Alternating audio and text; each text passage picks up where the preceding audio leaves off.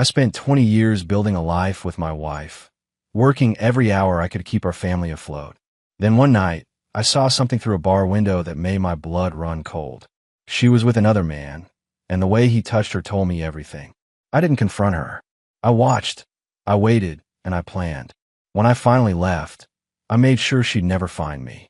But 7 months later, she did. And what she brought with her changed the game completely. My name is David Cooper. I'm 41 years old, and I've spent the better part of my adult life with grease under my fingernails and the smell of motor oil in my clothes. I own Cooper's Auto Repair in a mid-sized town in Pennsylvania, the kind of place where everybody knows your name and your business. Been running that shop for 15 years, built it for nothing with my own 2 hands, and a loan I'm still paying off. Megan and I got married young, both of us barely 21. Some folks said we were crazy, too young to know what we were doing. Maybe they were right, but back then, it felt like the only thing that made sense. She was beautiful, sharp as a tack, and had this way of making you feel like you were the only person in the room. We had Brandon a year later, then Hannah came along 14 months after that. 2 kids before we hit 23. Life came at us fast, but we handled it. Or so I thought. The shop kept me busy. Real busy.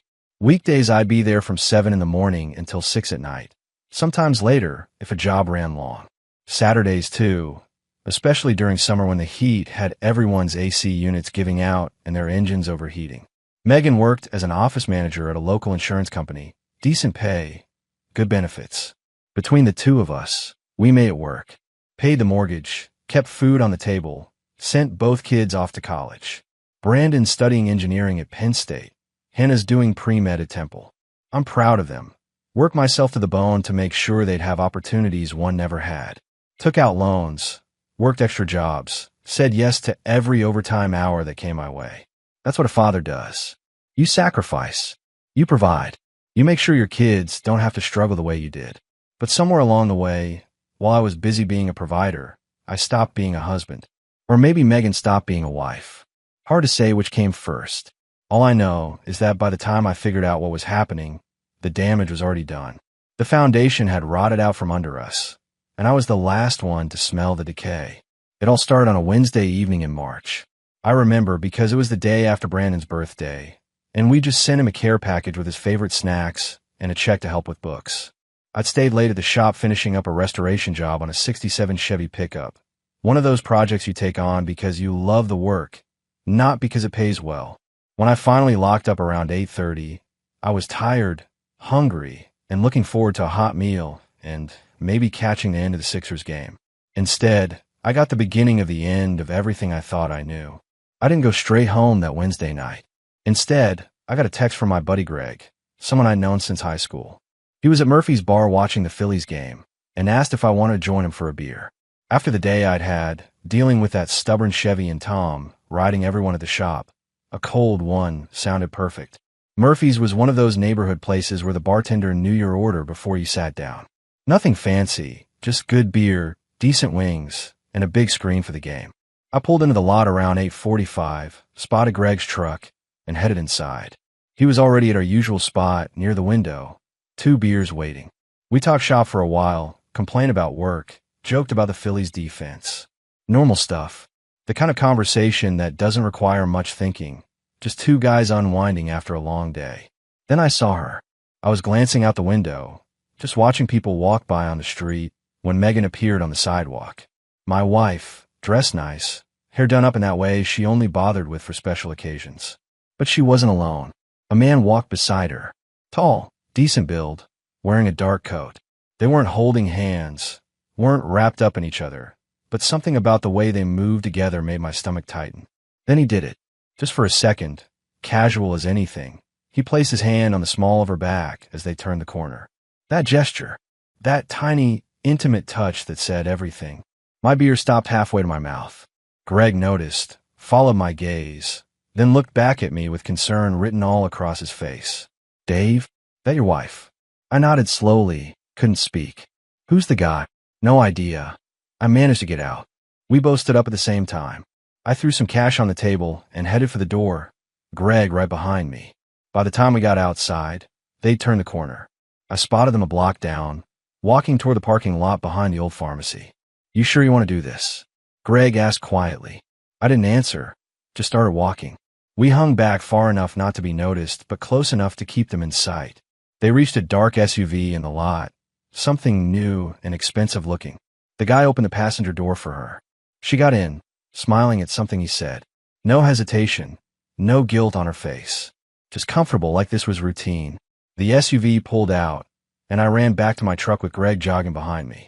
We followed them through town, keeping a safe distance. They were being careful, weren't checking mirrors or taking weird routes. This wasn't their first time doing this. That much was clear. They drove for maybe 20 minutes, heading out toward the edge of town where the buildings got older and the streetlights got dimmer. Finally, the SUV turned into a parking lot I recognized. The Sunset Motor Lodge, a rundown place that rented rooms by the hour, the kind of spot you only went to if you didn't want to be seen. I pulled into a spot across the street, killed the engine, and watched. The guy got out first, walked around to open her door. They went into the office together. Through the window, I could see them talking to the clerk. A minute later, they came out with a key and walked toward one of the rooms. Room 114. I watched them go inside and close the door. My hands were shaking. Not from anger yet, just shock. Greg sat beside me in silence, probably not knowing what to say. What do you say when you watch your buddy's wife walk into a motel room with another man? I pulled out my phone, opened the camera, and started taking pictures. The SUV's license plate, the motel sign, the room number. Then I zoomed in and got a shot of them through the window before the curtains closed. Not perfect photos, but good enough. What are you going to do? Greg finally asked. I don't know yet, I said, my voice flat. But I'm gonna need proof. All of it. We sat there for another 30 minutes, just watching that closed door. The anger was starting to build now, slow and hot, replacing the shock. 20 years. 2 kids. A life we'd built together. And she was in there with him. Finally, I started the truck. Let's go. You're not going to confront them? Not yet. I pulled out of the parking spot and headed back toward town. I need to think. I need a plan. I dropped Greg off at Murphy's so he could get his truck, then drove home. The house was dark when I arrived. Megan's car wasn't in the driveway. Of course not. She was still at that motel. I went inside, grabbed a beer from the fridge, even though I didn't want it, and sat at the kitchen table in the dark. The photos on my phone glowed in front of me. Evidence. Proof that my marriage was a lie. I don't know how long I sat there. Could have been an hour. Could have been 2. Eventually, I heard her car pull into the driveway. The front door opened.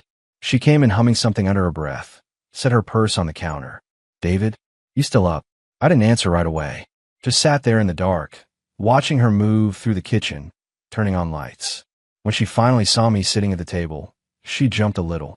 God, you scared me. Why are you sitting in the dark? She smiled, trying to be casual. How was your day? I looked at her, really looked at her. The woman I'd spent half my life with. The mother of my children. A stranger. Where were you tonight, Meg? Her smile faltered just a bit. Just out with some friends from work. We grabbed dinner, had a few drinks. What? Which friends? Just some people from the office. You don't know them. She opened the fridge, pulled out a bottle of water. Why are you asking? I stood up slowly, pulled my phone from my pocket, and sat on the counter in front of her. The photo of her and that man walking into the motel was pulled up on the screen. Her face went white. Who is he, Megan? She stared at the phone, her mouth opening and closing. No words came out. I asked you a question, I said, my voice deadly calm. Who is he? Megan stared at the phone screen for what felt like an eternity, her face cycling through emotions I couldn't quite read. Shock, definitely. Fear, maybe. But no shame. No guilt. That's what got me the most. David, I can explain, she finally said, her voice barely above a whisper. I almost laughed. Explain what? That you weren't at the Sunset Motor Lodge tonight? That the man in that photo isn't real? That I didn't watch you walk into room 114 with him? Her hand started shaking. She set the water bottle down on the counter, gripped the edge for support. How long were you watching? Long enough. I picked up my phone, pocketed it. Long enough to see you smile at him. Long enough to watch him open doors for you like some gentleman. Long enough to know this isn't the first time. It's not what you think. Then what is it, Meg? I kept my voice level, controlled. I wasn't going to yell. Wasn't going to give her the satisfaction of seeing me break. Because from where I'm standing, it looks like you've been sneaking around behind my back. How long? She looked down at her feet. A few months. 5, maybe. 5 months. The words are like a punch to the gut, but I kept my face neutral. 5 months. While I've been working my tail off at the shop. While I've been sending money to Brandon and Hannah for school. While I've been coming home exhausted every night. You've been with him. You're never here, David. Some fire crept in her voice now, defensive. When's the last time we had a real conversation? When's the last time you asked me about my day and actually listened to the answer? You're married to that shop, not to me. I was working. I said slowly, deliberately. Each word measured. Working to pay for this house. Working to keep our kids in college. Working to keep us afloat. And you repay me by sleeping with some guy at a cheap motel. His name is Kevin, she said quietly. Kevin Walsh. He's a claims adjuster. He comes to our office twice a month for meetings. I don't care what his name is. I moved closer, and she took a step back. I don't care what he does for a living. What I care about is that for 5 months, you've been lying to me. Every single day, you looked me in the eye and lied. Tears started rolling down her cheeks. I didn't mean for it to happen. We started talking, and he just listened to me. He made me feel seen, David. When's the last time you made me feel that way? So this is my fault. The words came out sharper than I intended. I work too much, so that gives you permission to cheat? That's not what I'm saying. Then what are you saying? I grabbed my phone again, pulled up another photo. This one showed her and Kevin in the parking lot of her office building, his arm around her waist. Because these pictures tell me everything I need to know. You're comfortable with him. This is routine for you. She looked at the photo and fresh tears spilled over. I'm sorry. I'm so sorry, David. I made a mistake. A mistake is forgetting to buy milk at the store, Meg. A mistake is being 5 minutes late. This, I gesture the phone. This is a choice. You chose him over me. Over us. Over 20 years of marriage. Please, she whispered. Please, can we just talk about this? Can we try to work through it? I looked at her, this woman I'd spent half my life with, and felt nothing. No love, no anger, just a cold, hollow emptiness where my heart used to be. No, I said quietly. We can't work through this. You destroyed that possibility the moment you walked into that motel room with him. I headed toward the stairs. I need to think. You're sleeping in the guest room tonight. Tomorrow, we figure out what comes next. David, wait. Guest room, Megan. Now. She opened her mouth to argue, but something in my expression stopped her. She grabbed her phone from the counter and walked toward the guest room, shoulders shaking with silent sobs. I went upstairs to our bedroom, closed the door, and sat on the edge of the bed. The photos on my phone glowed in the darkness. Evidence of betrayal. Proof that everything I believed in was a lie. I didn't sleep that night. Just sat there thinking about the next 20 years of my life and how different they were going to look from the last 20. By the time the sun came up, I knew what I had to do. I took the next day off work, called my foreman, Tommy, and told him I had a family emergency. He'd been with me since I opened the shop, knew better than to ask questions. Said he'd handle things and hung up. I spent that morning sitting in my truck in the parking lot of a McDonald's 3 blocks from my house, nursing a coffee and trying to think straight. Everything I thought I knew had been turned upside down in the span of 24 hours. My marriage was a lie. The woman I trusted implicitly had been betraying me for months, and I had no idea what to do next. That's when I remembered something. A guy I knew from high school, Bobby Sinclair. We played football together, ran in the same circles. After graduation, he'd gone into private investigation work. Divorce cases, mostly. Background checks. Surveillance. The kind of work that required discretion and a willingness to see people at their worst. I pulled up his website on my phone. Sinclair Investigations. Professional. Confidential service. I dialed the number. Bobby answered on the second ring. Sinclair Investigations. Bobby, it's David Cooper. From school. Cooper. His voice warmed immediately. Man, it's been years. How you been? Been better, I admitted. Listen, I need your help. Professional help. The warmth faded, replaced by business-like efficiency. What's going on? I told him. Not everything, just enough. He listened without interrupting, then gave a low whistle when I finished. Sorry to hear that, man. That's rough. He paused. You want to know how deep this goes? Yeah, I need to know everything. How long, how often, where they meet. If there's money involved. All of it. I can do that. It'll take maybe a week, 2 at most. I'll need some information from you. Photos of your wife, her schedule, the guy's name and workplace. Kevin Walsh. Claims adjuster. Works for the same insurance company as her. I can get you everything else. Good. Email it to me. I'll start Monday. What's this going to cost me? He quoted a number that made me wince, but I didn't argue. Information like this was worth every penny. Do it. Whatever you find. I need to know. You got it. And David, I'm sorry, brother. Nobody deserves this. I hung up and sat there in that parking lot, watching people come and go. Families with kids, couples holding hands, normal people living normal lives. Lives that made sense. Mine didn't make sense anymore, but it would. Soon as Bobby finished his work, I'd have the truth. And then I'd know exactly what to do next. Bobby worked fast. By the end of the week, he had enough evidence to bury Megan and her boyfriend in court. He met me at a diner on the outskirts of town, slid a manila folder across the table, and ordered us both coffee. You're not going to like this, he said. I opened the folder. Inside were photos, dozens of them. Megan and Kevin Walsh walking into hotels together, sitting close at restaurants, his hand on hers. One picture showed them kissing in the parking lot of her office building, broad daylight, not even trying to hide it. But that wasn't the worst part. Check the bank statements, Bobby said quietly. I flipped through until I found them.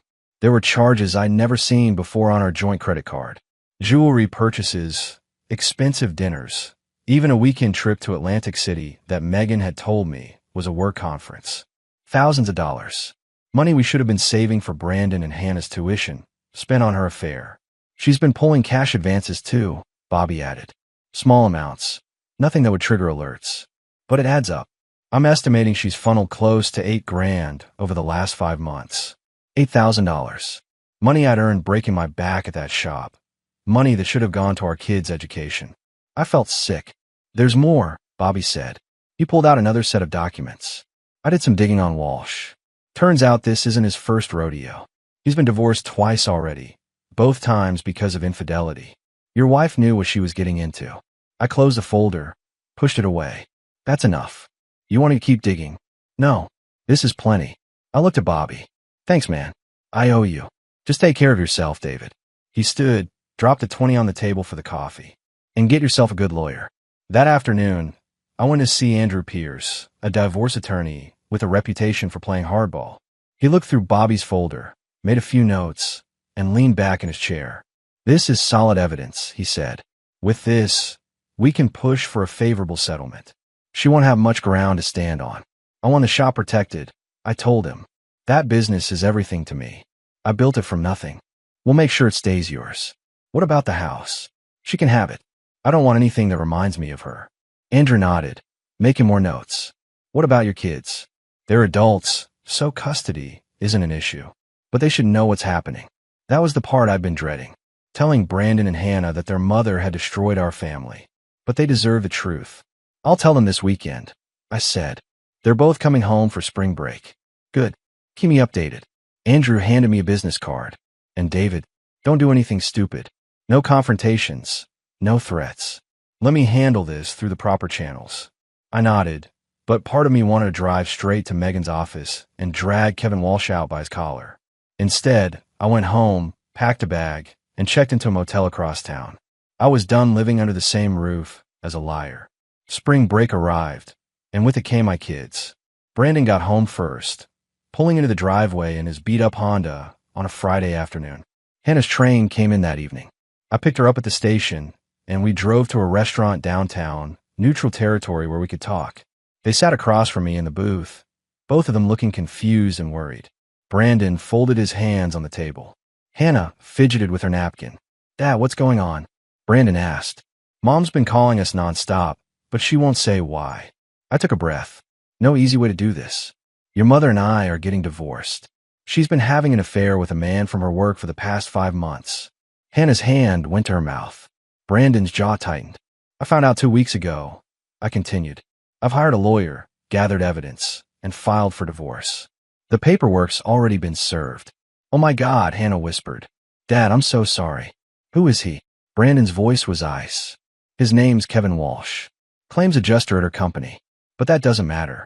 What matters is that I'm handling it. And I need you both to know that this isn't your fault. None of this is your fault. Brandon shook his head slowly. I can't believe she'd do this to you. To us. She made her choice, I said. Now I'm making mine. I'm leaving kids. Not just the house. I'm leaving town. They both stared at me. What do you mean? Hannah asked. I've got a buddy in Montana, runs a restoration shop out there. He's been asking me to come work with him for years. I'm taking him up on it. I can't stay here, not with all these reminders. When? Brandon asked. 2 weeks. I'm tying up loose ends with the business, selling my share to Tommy. He's been wanting to buy me out anyway. Hannah started crying. But we won't see you. You'll see me plenty. You can visit during breaks, summers. And I'll come back for important things, graduations, weddings, all that. But I need distance from her. We talked for another hour. By the end, they understood. They didn't like it, but they understood. Brandon even said he'd help me pack. The next 2 weeks were a blur. I sold my stake in Cooper's auto repair to Tommy for a fair price, enough to start fresh out west. Closed out bank accounts, transferred assets, made sure everything was documented and legal. Packed what I wanted to keep and donated the rest. Megan tried to stop me. Showed up at the shop one afternoon, begging me to reconsider. David, please. We can fix this. I'll end it with Kevin. I'll do whatever it takes. I didn't even look up from the transmission. I was rebuilding. Too late for that. Our kids need you here. Our kids are adults. They'll be fine. I need you here, she said, her voice breaking. That made me stop. I straightened up, wiped my hands on a rag, and looked at her. You needed Kevin Walsh. You got him. Now live with that choice. She left in tears. On my last day, I loaded everything in my truck, hugged my kids goodbye, and hit the road before dawn. Didn't leave a note for Megan. Didn't say goodbye. Just disappeared. Like I'd never been there at all. Montana was nothing like Pennsylvania. Wide open spaces, mountains in the distance, air so clean it almost hurt to breathe. My buddy Jake ran his restoration shop outside Billings, specializing in classic trucks and farm equipment. The work was good, honest, and kept my hands busy enough that I didn't have time to think about what I'd left behind.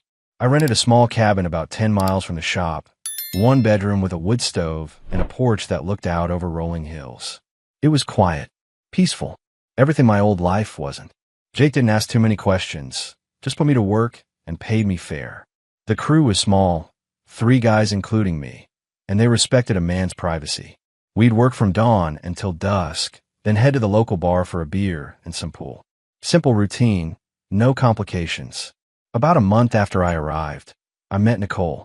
She worked at the diner where I grabbed breakfast most mornings, always had a pot of coffee ready and a smile that seemed genuine. Brown hair pulled back in a ponytail, laugh lines around her eyes. The kind of woman who looked comfortable in her own skin. You're the new guy at Jake's place, she said one morning, pouring my coffee. Word travels fast around here, I replied. Small town. Everyone knows everyone's business. She set the pot down. I'm Nicole, by the way. David. She didn't pry, didn't ask where I was from or why I'd come. Just brought my eggs and toast, made small talk about the weather and the Broncos game from the weekend. It was easy, natural, the kind of conversation that doesn't require you to be anyone but yourself. I started coming in more often, sometimes for lunch, sometimes just for coffee in the afternoon. We talk about nothing important, music, movies, the best fishing spots in the area. She told me she'd moved to Montana 5 years ago from Colorado, wanted a fresh start after a bad breakup. I told her I was doing the same thing, leaving out the details about Megan and the affair. One evening after work, I stayed late at the shop finishing up a carburetor rebuild. When I finally headed out, it was past 9 and the diner was closed. But Nicole was still there, wiping down tables. I knocked on the glass door. She looked up, smiled, and let me in. Kitchen's closed, she said, but I can make you a sandwich if you're hungry. Just wanted to say hi, I admitted. Maybe see if you want to grab a drink sometime. She studied me for a moment, then nodded. I'd like that. We went out that Saturday. Nothing fancy, just a local bar, couple of beers, some conversation. She told me about her family back in Colorado, her dream of opening her own restaurant someday. I told her about Brandon and Hannah, about the shop I'd built and sold, about starting over. You seem like a man who's running from something, she said, not unkindly. Maybe. Or running towards something better. She smiled at that. I liked that answer. By the time summer rolled around, Nicole and I were spending most of our free time together. Nothing rushed, nothing forced. Just 2 people who'd been through the ringer, finding comfort in each other's company. For the first time in months, I felt like I could breathe again. 7 months after I left Pennsylvania, My phone rang. Unknown number. I almost didn't answer, but something made me pick up. David. The voice was familiar, but not one I wanted to hear. Brandon. What's wrong? My son sounded tired. Dad, Mom's been looking for you. She hired a private investigator. I think she found out where you are. My stomach dropped. How did she? She called Hannah, crying, saying she needed to talk to you. Hannah didn't tell her anything, but Mom's been making calls, checking with your old contacts. It's only a matter of time. I sat down on the porch steps, ran a hand through my hair. All right. Thanks for the heads up, son. Dad, she's desperate. I don't know what she wants, but be careful. We hung up. I sat there for a long time, watching the sun set over the mountains, feeling that old familiar not return to my gut. I'd known this day would come eventually. You can't just disappear and expect the past to stay buried forever. 2 days later, she showed up.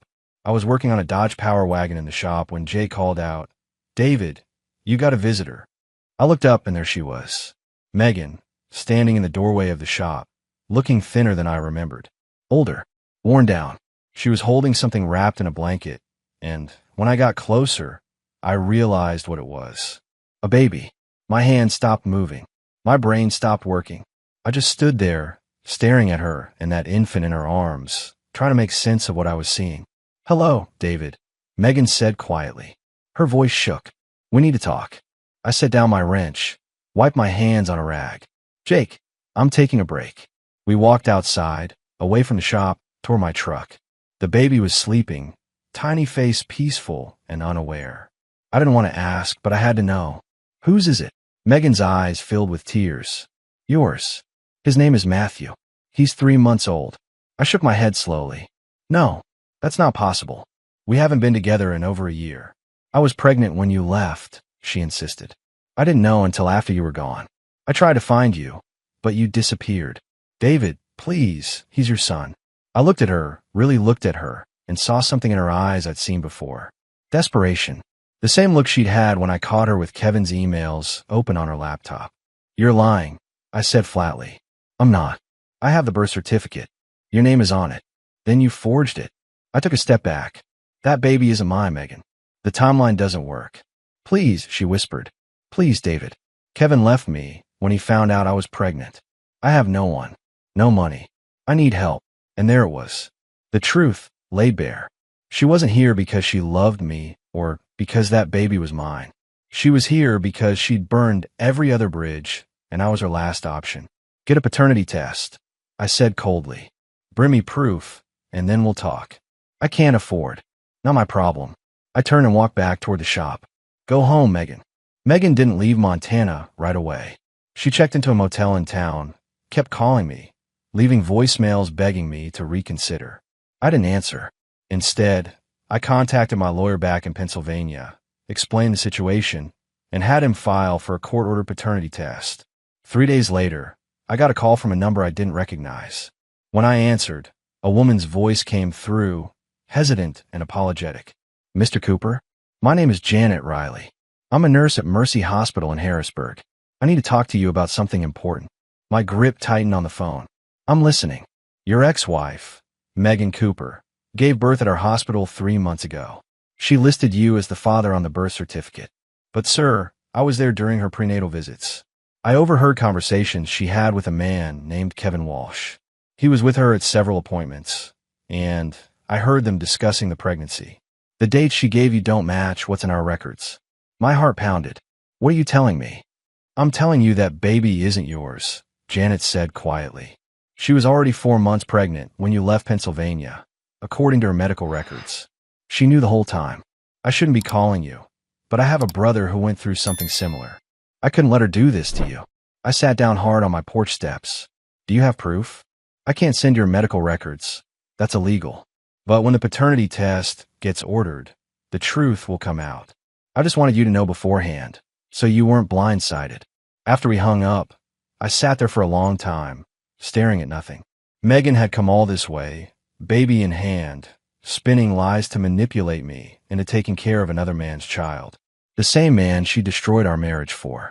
The paternity test results came back a week later. Just as Janet had said, I wasn't the father. The baby was Kevin Walsh's. I had my lawyer send the results to Megan with a cease and desist order. If she contacted me again, I'd file harassment charges. She left Montana the next day without a word. Nicole found me that evening on the porch, staring at the mountains. She sat down beside me. Didn't say anything at first, just let me process. It's over, I finally said. The test proved what I already knew. That baby's not mine. I'm sorry you had to go through that, Nicole said softly. I'm not. I replied, and I meant it.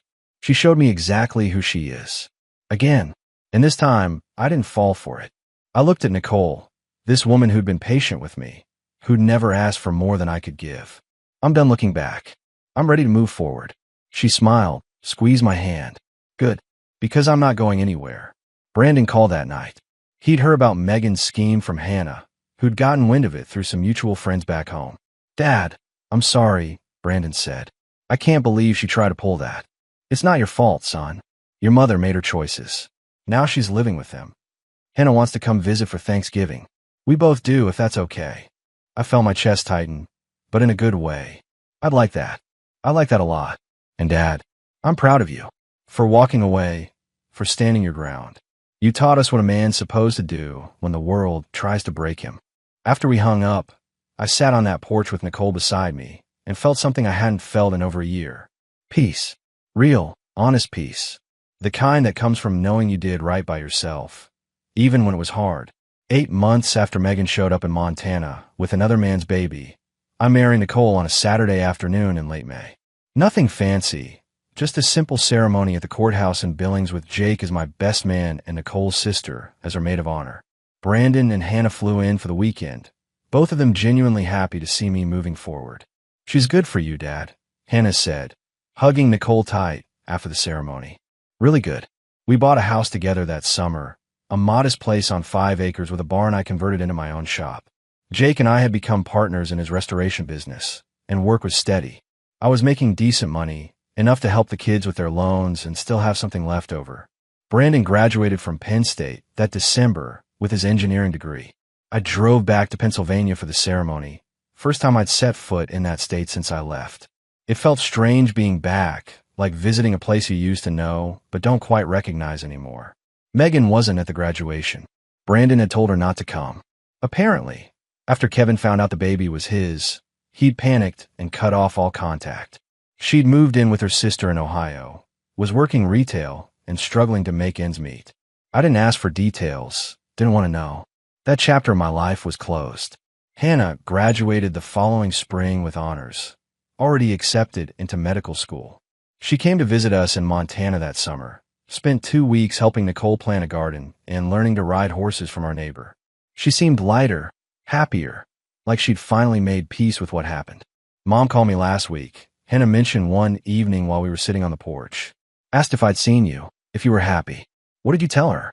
I told her you'd moved on, that you have a good life now with someone who treats you right. She looked at me. She cried. Said she made the biggest mistake of her life, letting you go. I nodded slowly. She didn't let me go. I left. There's a difference. I know. And for what it's worth, I'm glad you did. You deserve better than what she gave you. Nicole and I talked about kids sometimes, whether we wanted to start a family together. We decided we were happy as we were, just the two of us building something simple and honest. No lies, no secrets, no games. Just 2 people who'd been through hell and found each other on the other side. The shop I'd built back in Pennsylvania, Cooper's Auto Repair, was thriving under Tommy's ownership. He'd expanded, hired more guys, even opened a second location. He sent me photos sometimes, asked my advice on tricky jobs. It was good seeing something I'd created continue to grow, even if I wasn't part of it anymore. I never heard from Megan again after that paternity test. The divorce was finalized. The fraud charges were dropped after she signed an affidavit admitting she'd known Kevin was the father all along. She faded into my rearview mirror like a bad dream you forget upon waking. These days, I wake up next to a woman who chose me, not out of desperation or manipulation, but because she genuinely wants to be here. I work with my hands doing something I love. My kids are thriving, building their own lives. I've got good friends, a solid roof over my head, and peace of mind. That's more than enough. That's everything.